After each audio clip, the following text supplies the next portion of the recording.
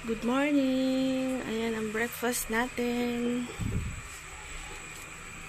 Ayan, dahil masama ang panahon, kailangan natin ng masabaw-sabaw.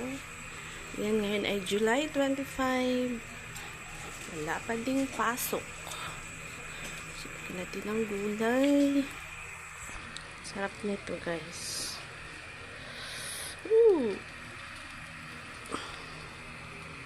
Teka lang. Mahuhulog.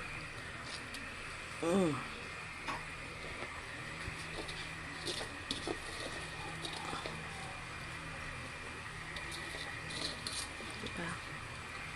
So, ayan na. Antay lang tayo ng mga 1 minute para maano siya. Tsaka ito. Ting. Charan! Ang sarap pa guys sa tag-ulan. So, yun. Thank you for watching. Charan! Bye!